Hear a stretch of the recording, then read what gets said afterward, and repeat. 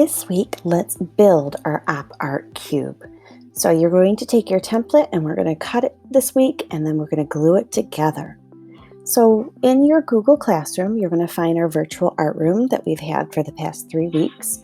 And what I would like you to do is make sure that you finish your drawing, and then you're going to click on the video and watch just how we go through building and putting together our 3D Op Art cube.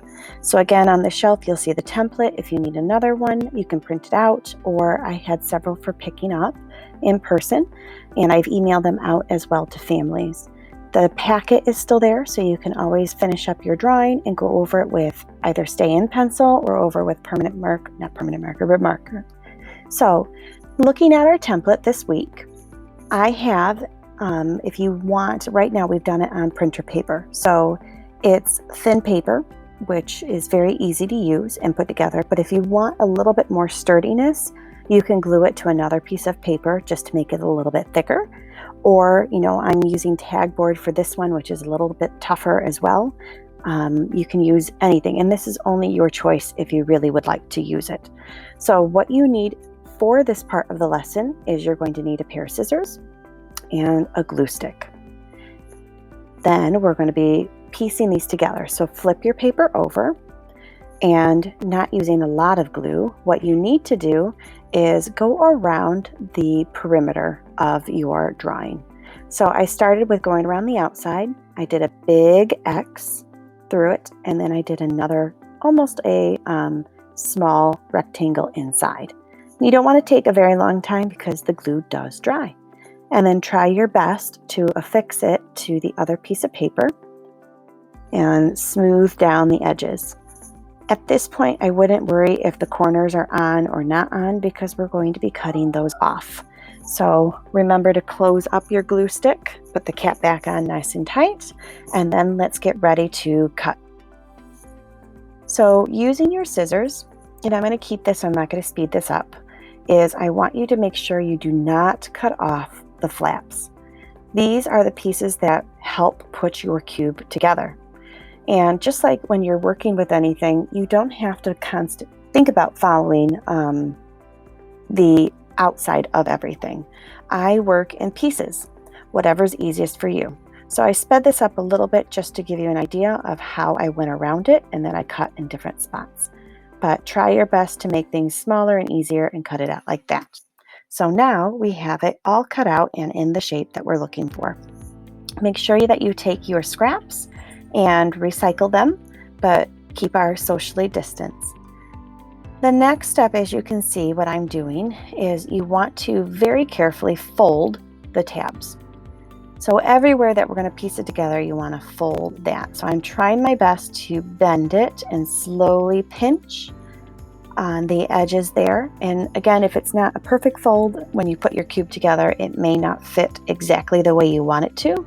But that's okay. This is all part of a building process. Right now, you are doing a 3D design and you're building it. This is what artists experience when they're creating things. Scientists experience this too through trial and error. And think about cars and things that are made. When you are putting together things, you're going to come across problems and you're going to learn how to find solutions. So slowly work at this part. Once you get all of the tabs, you're going to notice I'm going to start bending where the lines are between our cube designs. There are 6 of them. So here I'm going to try my best I'm going to put my folds in, and then I'm going to bend where the design line is. So I'm going nice and slow. I'm slowly pinching as soon as I know I'm on where I want it to be of that line. So what I would like you to do right now is try your best on trying to fold those first and then fold your design. You want to make sure you're folding everything.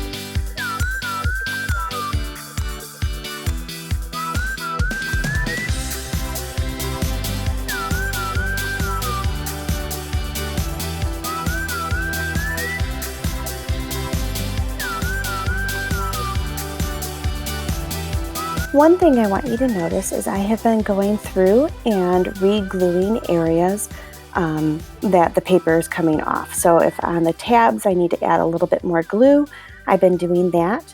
Once you have the whole thing bendable, kind of like this caterpillar, what you're going to do is start piecing it together.